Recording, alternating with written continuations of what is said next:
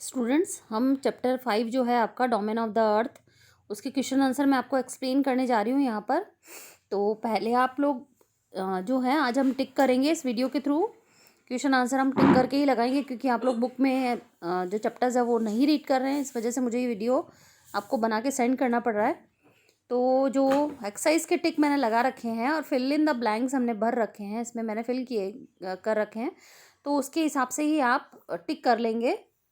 The mountain range the separates Europe from the Asia, कौन सा mountain range जो separate करता है यूरोप और एशिया को? तो द यूरल, थर्ड वाला जो आंसर है, फर्स्ट ए का थर्ड आंसर है। And second is the continent of north America is linked the two the south America bye and the isthmus, ठीक है, इस्थमस जो है अमेरिका का उससे जुड़ा हुआ है ये, ठीक है, नॉर्थ अमेरिका और साउथ अमेरिका से लिंक्ड है। द मेजर्स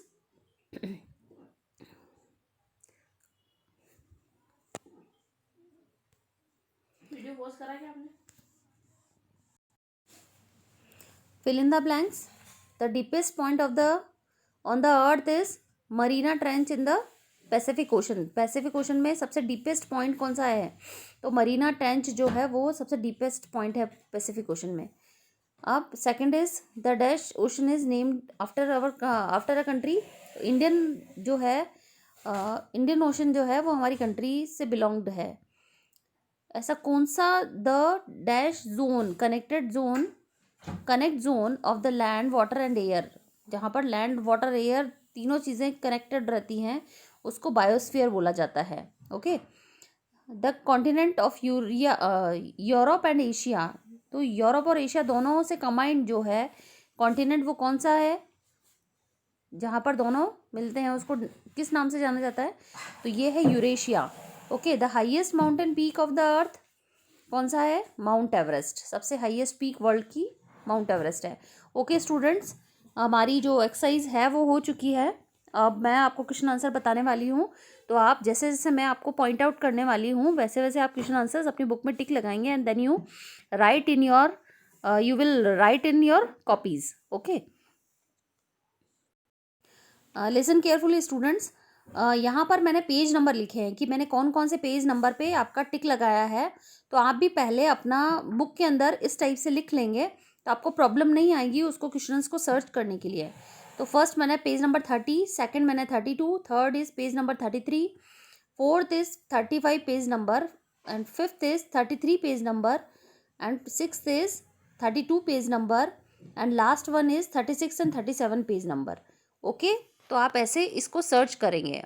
ओके, तो फर्स्ट क्वेश्चन है हमारा, what are the 4 major domains of the earth. तो 4 मेजर डोमेन्स कौन से होते हैं? There is first lithosphere, this is answer number 1। Lithosphere, atmosphere and hydrosphere and biosphere, there are 4 major domains of the earth. आप question में से पहले underline कर लेंगे, उसके बाद आप इसको लिखेंगे। देखिए, क्वेश्चन में से अंडरलाइन करेंगे the 4 major domains of the earth. Okay, फिर उसके बाद में आर लगा देंगे और then you write this answer number 1। Okay, there is answer number 1। ये पूरा 4 नेम आपको इसमें शो करने हैं। पेज नंबर 32 में कॉन्टिनेंट्स वाला जो टॉपिक है हमारा, कॉन्टिनेंट्स वाले टॉपिक में हमसे क्वेश्चन पूछा गया कि how many continents in our world में कितने कॉन्टिनेंट्स हैं? तो देयर आर मेजर 7 कॉन्टिनेंट्स होते हैं हमारे। अब इनके नेम्स भी हैं, वो शो हैं, Asia, Europe, Africa, south America, north America, Australia and Antarctica. ठीक है, तो आपको आंसर कहाँ से टिक आउट करना है? That one, this side and this side. Okay, यहाँ से लेकर यहाँ तक आंसर नंबर 2 है आपका, आप इसको ध्यान से लगाएंगे। पेज नंबर 32 पे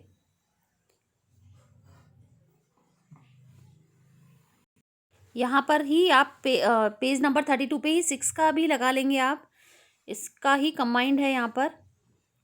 तो क्वेश्चन हमारा जो है कि नॉर्दर्न हेमिस्फेयर जो है उसको कैसे वो चलिए क्वेश्चन नंबर 6 मत लगाइए, पहले क्वेश्चन नंबर 3 लगा लीजिए। पेज नंबर 33 निकालेंगे आप लोग, और पहले क्वेश्चन में से अंडरलाइन करेंगे जैसे मैंने कर रखा है यहाँ पर। The name 2 continents that entirely in the southern hemisphere. 2 continents हमको बताने हैं कि साउथर्न हेमिस्फीयर के अंदर कौन कौन से 2 कॉन्टिनेंट है जो आते हैं। तो अंडरलाइन करेंगे, द से लगाकर हेमिस्फीयर, आगे लिखेंगे आर, एंड देन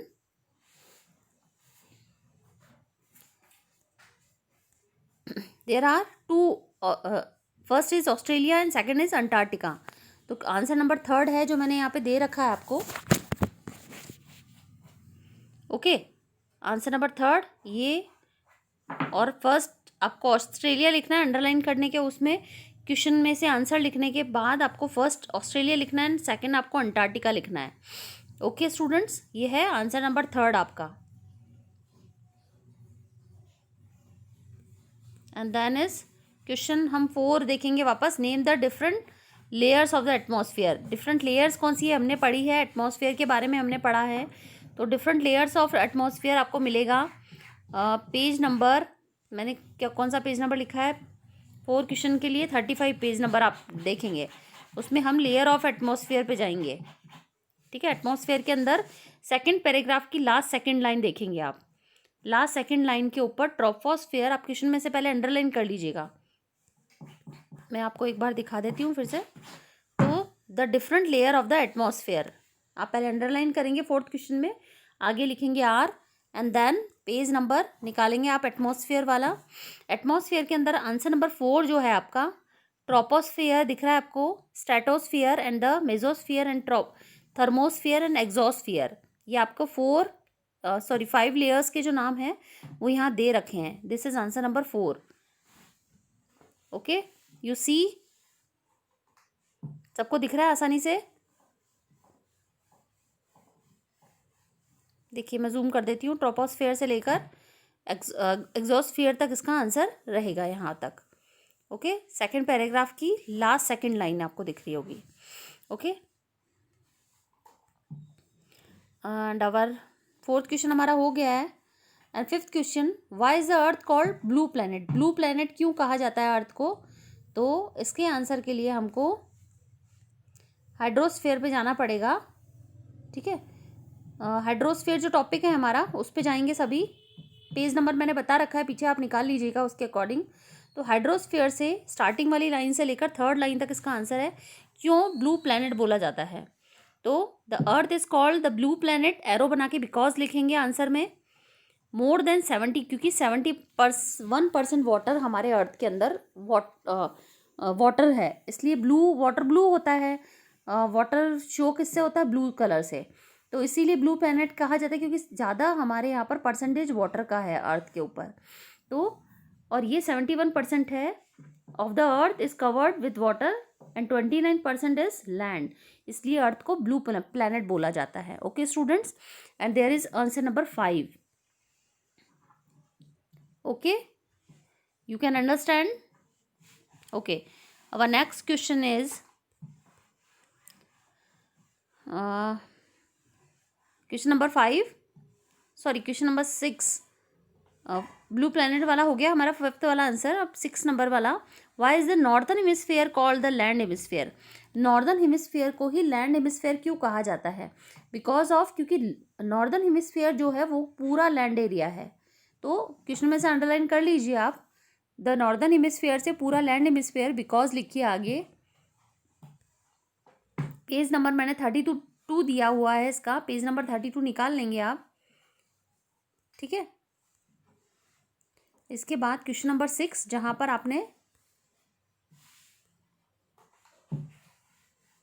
हमने क्वेश्चन नंबर 2 लगाया था कॉन्टिनेंट्स के, वहां पर वो आंसर यहाँ पे मिलेगा आपको। कॉन्टिनेंट्स वाला टॉपिक है आपका, पेज नंबर निकाल लीजिए। एंड देन आप देखिए लास्ट सेकंड लाइन इस पैराग्राफ की, एशिया वाला जो चालू हो रहा है उसकी लास्ट सेकंड लाइन से द लार्जेस्ट, बिकॉज के बाद जो क्वेश्चन में मैंने अंडरलाइन करा है, बिकॉज के बाद आप लिखेंगे नॉर्दर्न हेमिस्फीयर तक। Okay student, there are answer number 6 आपको दिख रहा होगा बहुत आसानी से, मैं इसको जूम भी कर पा रही हूँ, तो आप देख लीजिए इसको। Okay, the greater part of the land mass lies in the northern hemisphere. Okay, this is answer number 6। and there is our last question. Why is the biosphere important for living organism? क्यों living organism के लिए biosphere बहुत ज़्यादा important होता है? तो page number 36 पे थोड़ा आंसर है इसका, और पेज नंबर 37 पे भी आंसर है इसका। तो कुछ आंसर 37 पे देखेंगे और कुछ आंसर हम 36 पे देखेंगे इसका। तो आप देखिए इसको, ठीक है। पेज नंबर 36 पे भी इसका आंसर है, आप अपनी बुक में सर्च कीजिएगा इसको। ये मैंने अभी दोनों पेजेस आपको एक साथ दिखाने के लिए मैंने इसको पिक्चर ऐसे लिया है, तो आप इसको बहुत अच्छे से ध्यान से देखेंगे। पेज नंबर 36 पे बायोस्फीयर वाला जो टॉपिक है हमारा, यहाँ पे देखिए आप, this one is biosphere topic. Biosphere topic में आंसर नंबर 7 मैंने डाल रखा है यहाँ पर। तो बायोस्फीयर से लेकर थर्ड लाइन में आपके यूनिक प्लेनेट तक आ रहा है। क्यों बायोस्फीयर को बोला जाता है? तो narrow zone connected between land, क्योंकि बायोस्फीयर में तीनों काउंटेड होते हैं, लिथोस्फीयर, एटमॉस्फेयर एंड हाइड्रोस्फीयर, तीनों काउंटेड होते हैं। इसलिए ये एक नैरो जोन होता है जहाँ पर जो लिविंग बींग्स है वो आसानी से रह सकते हैं। और हमारी अर्थ के अंदर ही एक क्वालिटी होती है जो कि अर्थ को रहने लायक बनाती है, ठीक है, इस क्वालिटी के कारण, क्योंकि यहाँ एयर, वाटर और लैंड तीनों चीज़ें पाई जाती है, जबकि दूसरे प्लेनेट में हमको ये सारी चीज़ें नहीं मिल सकती है। तो ओके स्टूडेंट्स, आपको 7th का आंसर आपको पहले यहाँ पे इस पेज पे 36 पेज नंबर पे लगाना है, एंड देन पेज नंबर 37 पे आइए आप। 37 पे ये सेकंड लाइन आपको नज़र आ रही होगी इधर, मैं थोड़ा सा जूम करके भी दिखा देती हूँ उस पेज को।